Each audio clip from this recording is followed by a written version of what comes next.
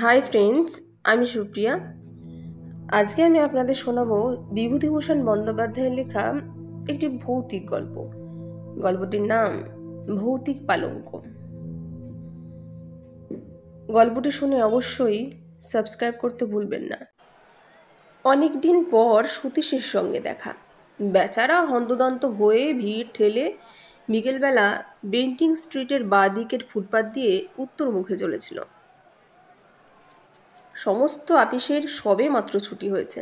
শীতকাল, আধো অন্ধকার আধো আলোয় পথ ছেয়েছিল।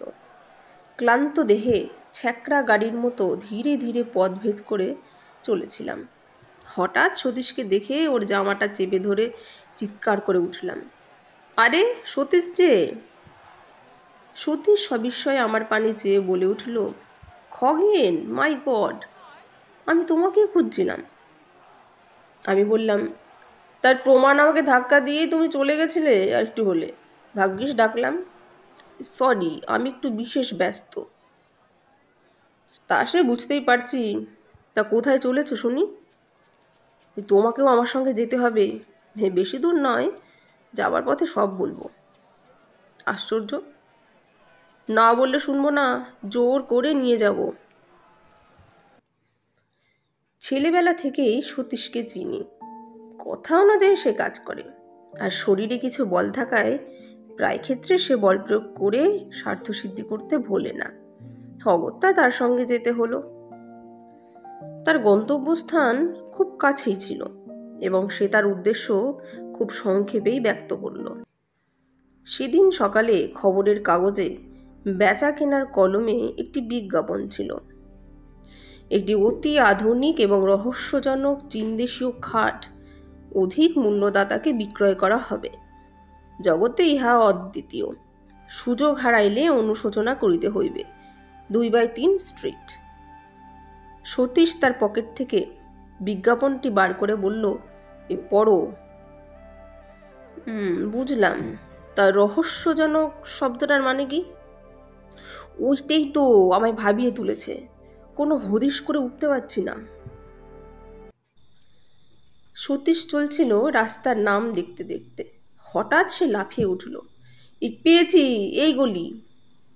সন্ধ্যার স্তিমিত আলোকে সেই গলির পানে তাকিয়ে আমার সারা শরীরে কেন জানি না এক প্রকার শিহরণ জাগল। চীনা পল্লীর চীনা আবহাওয়ায় রহস্যজনক খাট। সতীশের হাতটা ধরে বললাম, খাটে কাজ নেই সতীশ, চলো ফিরে যাই। আমার বাঙালি খাট বেঁচে থাকুক বাবা। সতীশ প্রবল বেগে এক ঝাঁকানি দিয়ে উঠল, ভীতু কথাকার, এতটা এগিয়ে এসে কখনো ফেরা যাবে না। গলির মোড়ের ডান পাশে একটা নিম গাছ ভূতের মতো মাথা উঁচু করে দাঁড়িয়েছিল।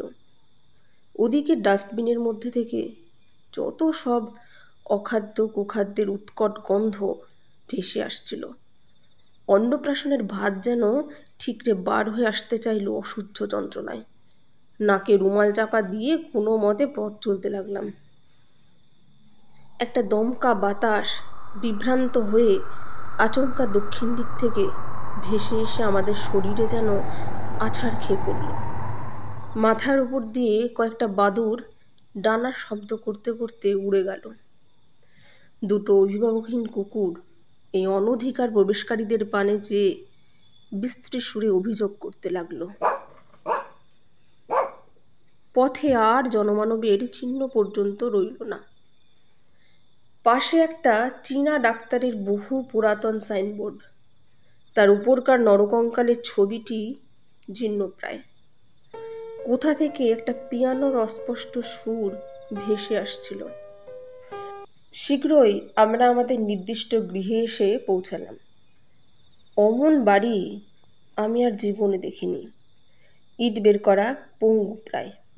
বহু প্রাচীনকালের সাক্ষ্য নিয়ে দাঁত বার করে দাঁড়িয়েছিল। হয়তো আলীবর্দী খাঁর আমলে এই বাড়ির ভিত্তি স্থাপন হয়েছিল। ভাঙা ফটক দিয়ে অতি সন্তর্পণে ভেতরে প্রবেশ করলাম।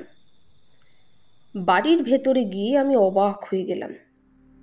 এত লোক এখানে কোথা থেকে এলো? যে নির্জন নিস্তব্ধ গলি আমরা পিছনে ফেলে আসলাম, সেখানে তো কারো ছায়া পর্যন্ত খুঁজে পাইনি। ভৌতিক কাণ্ড নাকি? সকলের মুখে কৌতূহলের ছাপ বর্তমান ছিল। নানা জাতীয় লোক সেখানে সমবেত হয়েছিল। এতগুলি লোক, কিন্তু কারোর মুখে একটি কথা নেই। সূচ পড়লে পর্যন্ত তার শব্দ শোনা যায়। ঘণ্টাখানেক পর একটি বৃদ্ধ মোটা চীনা আমাদের পথ প্রদর্শন করে নিয়ে গেল। তার মাথায় একটি চুলও কাঁচা ছিল না। তার সামনে ওপরের দুটি দাঁত সোনা দিয়ে বাঁধানো, আর বাঁ হাতের উল্কিতে একটি ভোজালির ছবি। সে আমাদের ইশারা করে অনেকগুলো ঘর পার করে সেই খাটের ঘরে নিয়ে গেল। বাড়িটি ছিল একটি দুর্ভেদ্য দুর্গের মতো, চারিদিকে গোলক ধাঁধা। হ্যাঁ, খাট বটে। অমন খাট আমি জীবনে আর দ্বিতীয়টি দেখিনি। খাট আমি অনেক দেখেছি, কিন্তু ঠিক ওই রকম আশ্চর্য চীনা খাট সেই প্রথম এবং শেষ দেখলাম। তার অপূর্ব ভাস্কর্য, অপূর্ব কারুকার্য, একপাশে ভগবান বুদ্ধের ধ্যান ও গম্ভীর প্রশান্ত মূর্তি।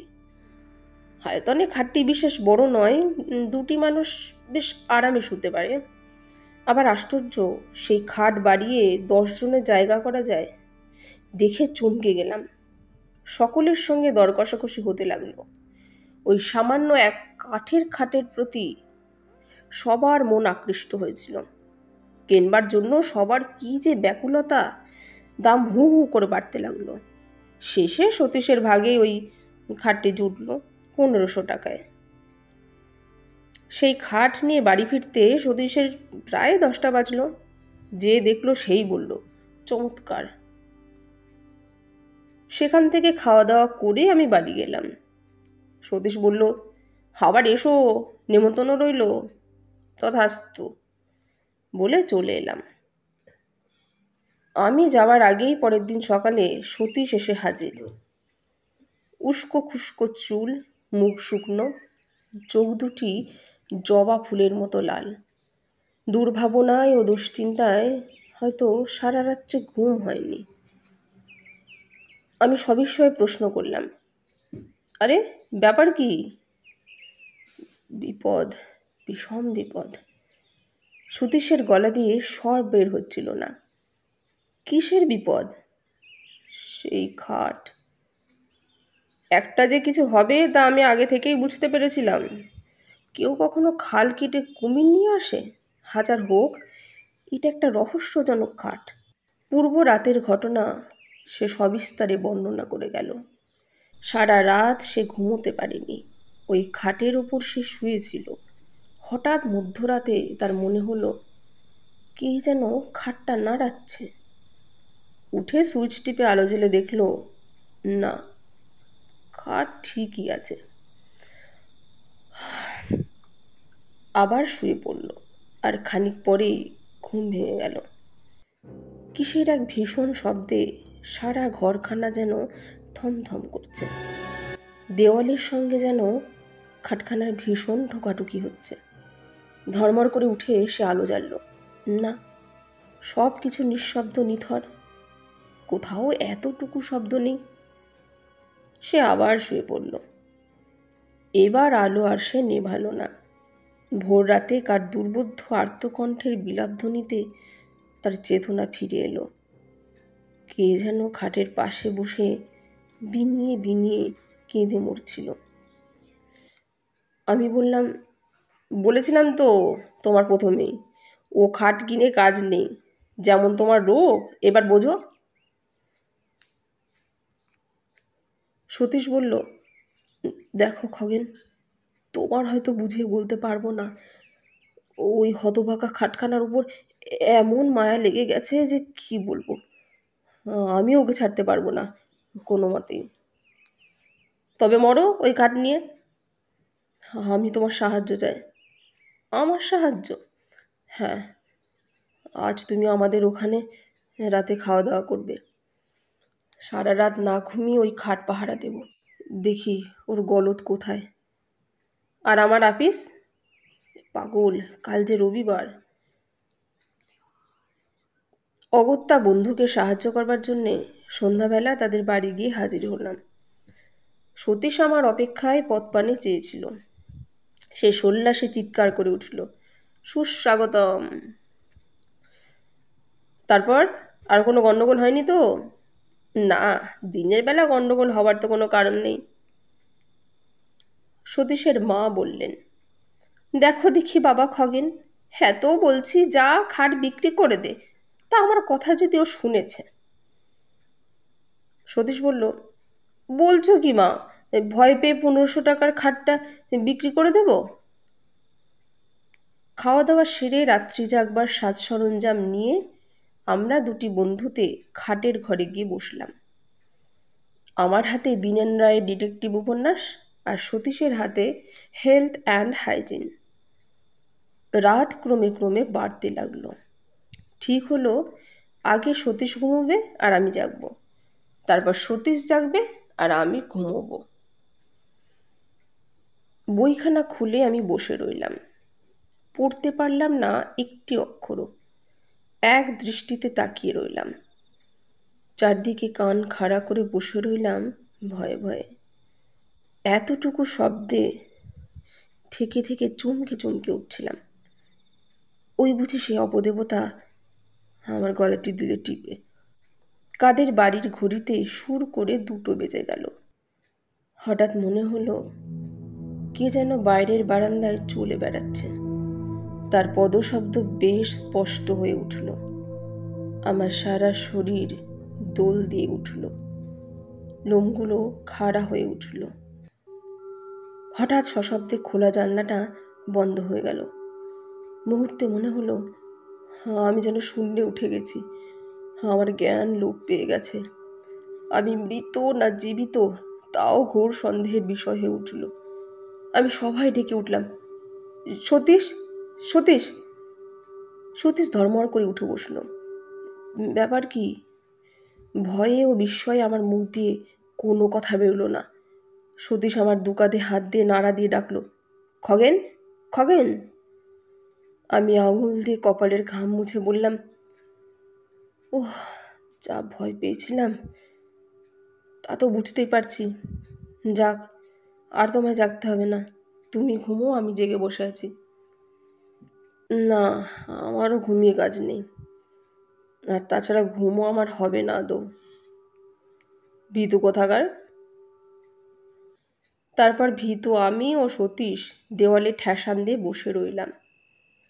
আমরা দুজনেই নিঃশব্দে জেগে রইলাম। কেউই একটিও কথা বললাম না। আমি খোলা জানালা দিয়ে বাইরের টুকরো আকাশের পানে এক দৃষ্টি তাকিয়ে রইলাম। অসংখ্য তারকা মিটমিট করে জ্বলছিল। মনে হলো তারা যেন আমাদের বিপদে ফিক ফিক করে হাসছিল। আমরা চুপটি করে বসে আছি। এমন সময়ে হঠাৎ ইলেকট্রিকের আলো দপ করে নিভে গেল। আমরা সমস্বরে বলে উঠলাম, কে? মনে হলো কে যেন মেন সুইচ বন্ধ করে দিয়েছে। হঠাৎ এক উৎকট হাসিতে সারা ঘর রি রি করে উঠল। অমন হাসি আমি জীবনে কাউকে হাসতে দেখিনি। হাসি যেন আর শেষ হতে চায় না। সে কি বিকট শব্দ! মনে হলো কে যেন ঠিক দরজার কাছে হেসে খুন হচ্ছে। আমি শিউরে উঠলাম। সতীশ চট করে টর্চটা দরজার উপরে ফেলল। তাতে হিতে বিপরীত হলো। মনে হলো কে যেন দরজার ঠিক বিপরীত দিকে জানলাটার ধারে বসে আর্ত কণ্ঠে বিনিয়ে বিনিয়ে কেঁদে মরছে। তার কান্নার কোনো ভাষা খুঁজে পেলাম না। কেবল একটা করুণ সুর সারা ঘরময় ঘুরে ঘুরে মরতে লাগলো। তারপর সেই খাটের উপর দিয়ে সেই বিলাপ ধ্বনি আর নড়ল না। তার কান্নায় যেন খাটটা ভিজে গেল। সেই অবুদ্ধ ভাষায় সকরুণ বিলাপধ্বনি চিত্তে এমন এক অজ্ঞাত বেদনার সঞ্চার করল, যার ফলে আমাদের সমস্ত শক্তি যেন ক্রমে ক্রমে লোপ পেতে লাগলো। মনে হলো কে যেন ক্লোরোফর্ম দিয়ে আমাদের অজ্ঞান করে দিচ্ছে। আমরা যেন ধীরে ধীরে অচেতন হয়ে পড়ছি। সতীশের সাহসটা ছিল কিছু বেশি, তাই সে খাটের ওপর টর্চ ফেলে গর্জে উঠল, কে কে ওখানে? কিছুই দেখা গেল না, কেউ সাড়া দিল না। হঠাৎ সেই খাটখানা ঘরময় দাপাদাপি শুরু করে দিল। মনে হলো অগণিত নরকঙ্কাল যেন তার চারদিকে নৃত্য করে মরছে। তাদের হাড়ের খটখট শব্দে কানের পর্দা ছিঁড়ে যাবার উপক্রম হলো। আমার বুকের ভেতরটা টনটন করতে লাগলো কিসের যেন বেদনায়। মনে হলো হয়তো বুকখানা ভেঙে চুরমার হয়ে যাবে। একটু একটু করে আমার জ্ঞান হারিয়ে গেল। তারপর কোথা দিয়ে যে কি হয়ে গেল তা ঠিক বুঝতে পারলাম না। মনে হলো আমি যেন অনেক দূরে এক চীনা বাড়ি গিয়ে হাজির হয়েছি। একটি ছোট ঘরে তখন সেই গভীর রাতে টিমটিম করে একটি দ্বীপ জ্বলছিল। ঘরের মেঝের ওপর একটি লোক মুমূর্ষ অবস্থায় পড়ে রয়েছে। একটি ছেঁড়া মাদুরের ওপর তার সেই রোগ পাণ্ডুর মুখখানা দেখে আমার বড় দয়া হলো। রোগে ভুগে ভুগে বেচারা কঙ্কালসার হয়ে গেছে। তার পাশে বসেছিল তার স্ত্রী হবে বলেই মনে হলো। চেহারা কিন্তু তার স্বামীর 4 গুণ। একটা মস্ত টুলের উপর বসে সে ঢুলছিল। তার পাশেই আমাদের এই খাটটা দেখে আমি অবাক হয়ে গেলাম। 7 সমুদ্র 13 নদী পার করে এটাকে কে এখানে নিয়ে এলো? হঠাৎ স্ত্রীলোকটি বিকট এক হাঁ করে হাই তুলল। তারপর দুটো সশব্দ তুড়ি দিয়ে একবার ঘরের চারদিকে চেয়ে দেখল। দেখলাম তার স্বামী এরই মধ্যে উঠে সেই খাটের দিকে এগিয়ে গেছে চুপি চুপি। হঠাৎ ক্রুদ্ধা বাঘিনীর মতো তার স্ত্রী তাকে জোর করে খাট থেকে নামিয়ে বিছানায় ফেলে দিলে। সে ভীষণভাবে গর্জন করতে লাগলো, আর স্বামী ব্যাকুলভাবে অনুনয় করতে লাগলো ওই খাটের পানে অঙ্গুলি সংকেত করে। মনে হলো সে চায় খাটে উঠতে, কিন্তু তার স্ত্রী তাকে কিছুতেই উঠতে দেবে না। উত্তেজনায় কাশতে কাশতে তার মুখ দিয়ে এক ঝলক রক্ত বেরিয়ে গেল। আমি শিউরে উঠলাম। তারপর লোকটার মাথাটা বিছানায় লুটিয়ে এলো, আর সে উঠল না। তার স্ত্রী তার পাশে বসে বিনিয়ে বিনিয়ে কাঁদতে লাগলো। যখন জ্ঞান ফিরল দেখলাম ভোরের আলোয় চারিদিক ভরে গেছে। দেখলাম সতীশের মা আমার চোখে মুখে জলের ছিটে দিচ্ছেন। তিনি আমার জ্ঞান ফিরে আসতে দেখে বললেন, খগেন, বাবা খগেন। আমি বললাম, আমি কোথায়? নিচের ঘরে। সতীশ কোথায়? সতীশের এখনো জ্ঞান হয়নি। তারপর শুনলাম রাত্রি 4টে নাগাদ আমরা নাকি দুজনে সদর দরজায় এসে মাটিতে পড়ে গোঁ গোঁ করতে থাকি। সতীশের মা বাইরে এসে এই অবস্থা দেখে চিৎকার করে কাঁদতে আরম্ভ করে দেন। পাক্কা 3 ঘন্টা তদারক করার পর আমাদের জ্ঞান হয়। ডাক্তার এসে বলে গেছিল, ভয়ের কোনো কারণ নেই, একটা সাডেন শক আর কি। জ্ঞান হলে একটু ব্রোমাইড দিলেই সব ঠিক হয়ে যাবে। সতীশের জ্ঞান হতে সেও সেই আমারই মতো অবিকল উদ্ভট স্বরে কথা বলে গেল। আমি বিস্ময়ে সবার পানে তাকিয়ে রইলাম। সতীশের মা বললেন, আগে ওই সর্বনেশে খাট বিদায় করো বাবা। খাট বিক্রির একটা বিজ্ঞাপন দেয়া হলো। পরের দিন বিকেলে অসংখ্য লোকে বাড়ি ছেয়ে গেল। খাটটা বিক্রি হলো শেষ পর্যন্ত 2000 টাকায়। এক ইহুদি সেটা কিনে নিয়ে গেল। যাক, মাছ থেকে কিছু লাভ হলো। বিক্রি না হলে শেষ পর্যন্ত হয়তো ওটা বিলিয়ে দিতে হতো। এখনও মাঝে মাঝে সেই রহস্যজনক খাটের কথা ভাবি। একবার মনে হয় সেটা এখন কার কাছে খোঁজ করি। এই অতৃপ্ত আত্মা, যাকে তার দুর্দান্ত স্ত্রী কোনো মতেই ব্যাধির ভয়ে খাটের ওপর জীবিত অবস্থায় শুতে দেয়নি, সে কি আজ তৃপ্ত হয়েছে? না এখনও সে ওই খাটের পিছনে প্রতি রাতে ঘুরে ঘুরে মরে, কাউকে ওর ওপর শুতে দেবে না বলে।